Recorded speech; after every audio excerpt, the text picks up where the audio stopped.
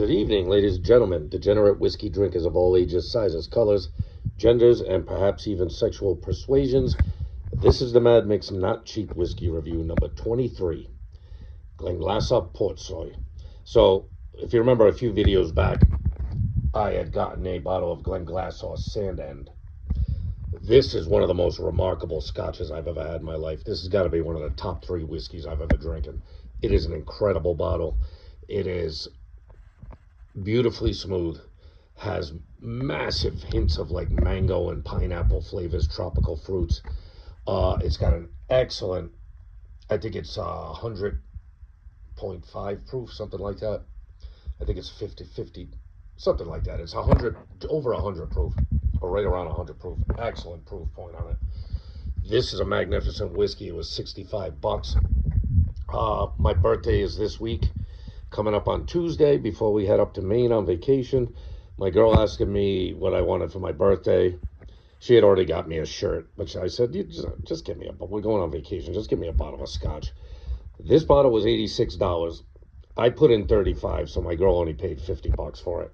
In case she watches this video, she did not pay the full price. I wouldn't let her pay $86 for a bottle of scotch for me. That's ridiculous. So I kicked in some.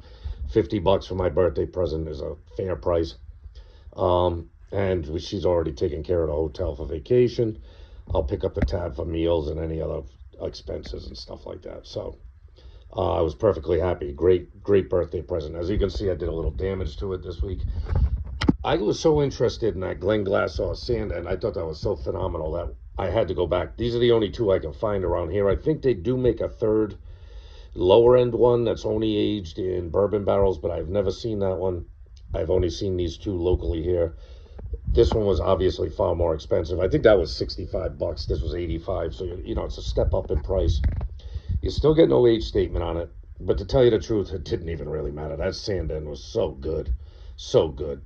I was so interested in this distillery, I looked up, if you go on whisky.com's YouTube channel, they have a tour of this distillery. I think it's older. Their packaging looks different in the video than this, so they've updated their packaging. This distillery was founded in like 1870 something. It got bought and sold a bunch. It was closed down a bunch of times, and once for as long as I think 52 or 53 year stretch in one of their closings. So the distillery has had its hard times. From what he said in the video, they don't really try and stay true to what maybe Glenglassaugh did in the 1800s. They've decided to take it in a new direction. It was bought at one point by Benriach. I do have a video on Benriach 12 or 10, I think. Benriach 10 in the Not Cheap Whiskey Review series. You can go check that out. And then recently it was purchased by Brown-Forman. So basically, people own Jack Daniels, a conglomerate. They have many, many whiskey barrels in their Dunnerage, the Dunnerage and their Cooperage. Of course, they get the Tennessee, whiskey barrels from Jack Daniels, the bourbon barrels, if you want to call them that. They got a ton of sherry casks. They got a lot of port casks. This is aged in a variety of casks, bourbon, sherry, port. And this one claims to have peated. It's, a peated malt. So effectively, they smoke the malt with peat. I believe they said it's about 30 parts per million on the peat, which probably doesn't mean a lot to you, but if you've ever had Lafroy or Ardbeg, you're talking, they go way up on their ppm on the peat, so the parts per million of the peat smoke. So this is not going to be as smoky as that. Very interesting distillery. If you get a chance, like I said, go on whisky.com's YouTube channel. They give you a full tour of the distillery, show you the stills, the washbacks, the mash tuns, everything. They put the Dunnerage where they keep all their barrels, and then they do a tasting of the different things. Like I said, the packaging looks different, so I don't know how old that video is, but the distillery is obviously the same distillery. It's on the north coast of Scotland, the very north coast of Scotland. It says on the packaging that it's a Highland single malt whiskey, but the guy who was giving you the tour said it was a Speyside. So I don't know if Speyside is a different, Speyside has its own category of whiskey. Whether or not Speyside is in the Scottish Highlands, That I don't know. I'm not from Scotland, as you can tell from the accent. Although I would definitely like to go to Scotland as a place in my bucket list. I like to hit every distillery in Scotland, people. So with that long story being said, I've been so fascinated. I was so fascinated by that Sand End and how good of a whiskey it is. World class. I mean, fantastic. That I had to try this one, and I had to do a deep dive on the distillery to understand a little better, what they're doing. So with that being said, let's get it up in the nose. Yeah, you get a little bit of the peat off the bat. Not a lot though. Not this is not Ardbeg or Lafroig or Port Charlotte or any of those. Lagavulin. This is not heavy smoke like that. But there's a hint of it. You get it. You also get that fruit too. You get that tropical fruit coming through on this, mixed with a light smoke. So, like I said, don't be scared off when I say it's peated. This is not, those heavy peated Ilo Scotch whiskeys. Not even close. Yeah, you get the fruit. I'm not getting any malt, but I didn't get a whole lot of malt in that either. Even though they do use a lot of malt. I think in the distillery tour they said with every mash in they use 5 tons of malted barley with every mash in. I mean, that's a lot of malt. So yeah, you get right off the rip, you get a hint of smoke. You get that tropical fruit like you got on the Sand End, and you get you get the smoke up front, and just a little bit of it, a hint of the smoke. You get mostly the tropical notes. Yeah, it's got a very pleasant nose, just like the Sand End did. This is very good. Uh, you can see I did some damage on it. This is not my first taste of it. I had some the other night. Um, but let's get another fresh crack at it, see what it's got to offer.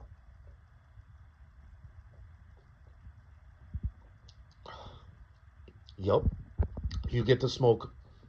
You get the smoke, but it's not heavy. Like I said, this is not an Isla heavy smoke. It's just there for character in the thing, and you get it. You can taste it. I believe on the distillery tour they said they only do their peated mash bill once a year. So that's probably explains why this is more expensive. They probably only do a limited, they get a limited amount of peated barley. They do however many batches and bottle it, or barrel it, I should say, and then bottle it. But they only do the peated version once a year, and normally they do their other, their other offerings, which are all non-peated. This is the only peated offering they have. It's good. It's got the light smoke. It's got the exact same, aside from the smoke, it's got the exact same flavor profile as the Sand End, which is light on the malt, heavy on the tropical fruit. Like, I don't know what they do in fermentation to achieve this level of like tropical fruit, mango, pineapple flavor. And obviously they can't add anything to it, so they're just getting that tropical fruit flavor through the mash and through the yeast they're using. And they don't really get into the yeast in that distillery tour, but that's all proprietary. They're never going to tell you about the yeast. Every distillery prides itself on its, proprietary yeast and maintaining it. So once more, let's get once again on the nose. Yeah, a hint of peat, a very pleasant hint of peat. If you like peated whiskey, you'll like this. If you don't like peated whiskey, you can definitely smell it and taste it. But like I said, don't go into this thinking you're getting a Lagavulin 16 or something and just being blown away by the campfire smoke. It's not that. It's very subtle, very light peated flavor. Yeah, the nose very pleasant. It's almost the same as a Sand End, but with, you could tell it's got the peated barley in it. You get a hint of smoke along with that amazing fruity nose and smoothness to it. One more sip and we'll wrap it up.